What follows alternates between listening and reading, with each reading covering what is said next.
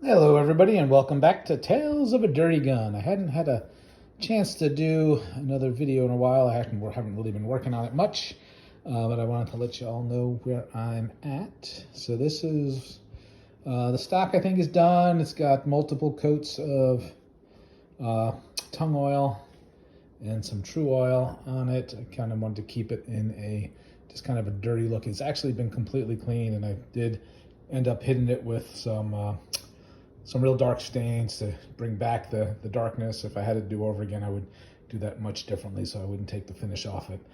Just left it black. I made again, maybe a mistake, maybe not a mistake. This is the original lock plate. I did hit them with evapor rust. I wish I hadn't, because it took the finish off. Definitely decided not to do the barrel, because I wanted to leave the barrel with the original bluing since it's in pretty good shape. So that is where that is. And where I'm at right now, kind of an impasse, is I'm working on the lock. So the original lock, it's got a broken spring. All parts are off it right now. Had a broken spring and was missing its hammer, and just had a broken screw in the hammer, in the tumbler. I took the screw out, no problem, and I'm currently working on fixing up this lock. I decided the lock it came with, the new one didn't really fit all that well. I didn't like the way it lined up. By the way, this is the butt plate, and I haven't finished the latch on the patch box, but this is the patch box fitted and antiqued to look like the old ones. Anyway, so what I was saying is this is the hammer that came with the new lock, and it's an original hammer. It does not really I guess it kind of works okay, sort of off, right? It's just kind of off. It's right about there. So instead of messing with this one, I got a couple from Butch's Antique Gun Parts. So you can find them on Butch's Antique Gun Parts on Facebook. And Butch sent me a bunch of different size hammers. This is what they originally kind of looked like. It was about that size. This is it after reworking it. And what reworking has been, I've been stretching it out. So it had the same kind of dimensions to it, squarish, still cool. But I've been stretching it out a little bit. It was a little bit too short, and kind of bending it to get it to line up where it needs to line up. I felt like I needed to do that on a new one versus the old one. The old one I already messed up enough, so I got to get that one back into its regular shape.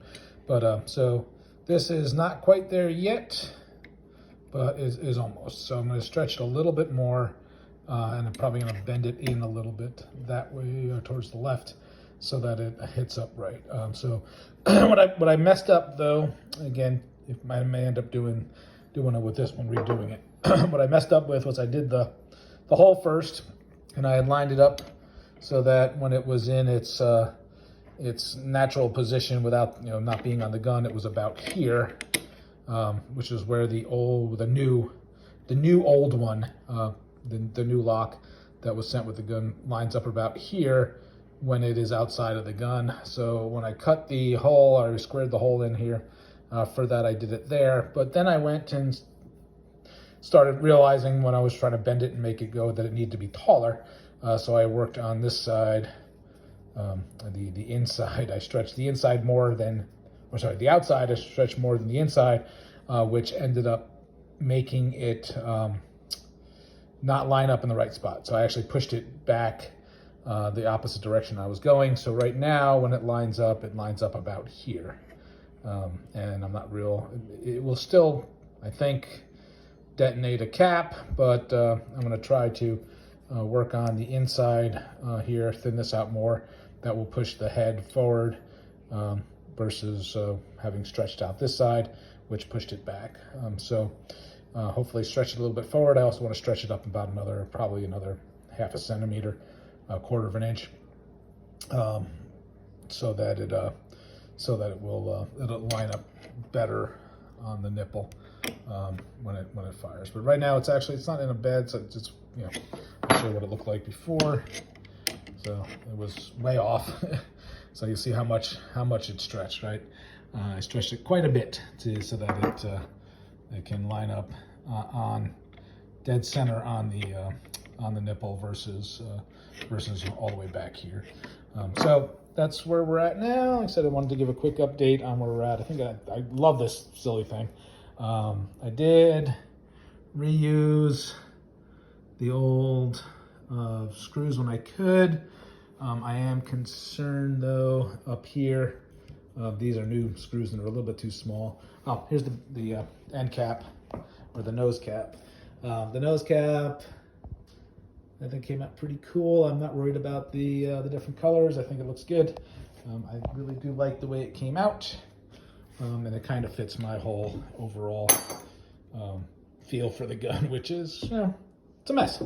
It's old. It's almost 100 and 200 years old kind of thing, and it should look like that. So all I did on the other brass was clean it, just get the grime off it. It is all with the original patina. Same thing with all the hardware, everything, including the ramrod, are all original the way it is. I did fill in the crack on the bottom with epoxy, just so it wouldn't crack anymore in use. But my intention is to shoot this thing, even though it does have some pitting on the barrel. It is up here. The detonation chamber is down here, so I think it'll be fine. And it's a real thick barrel to begin with. I'm just going to shoot a light load with it. I might not even shoot, I'm probably not even going to use the banded balls. So I'll just use a 69 caliber patch ball, and I'll just keep it really loose so that it doesn't build up a crap ton of compression and hopefully won't blow up. So that's where I'm at. Like I said, I just want to shoot it for the sake of shooting it, not for, for anything in particular, right? So it'll be fun. Anyway, that's where we're at. I hadn't posted in a while, and thought I would. So thank you all, and talk to you soon.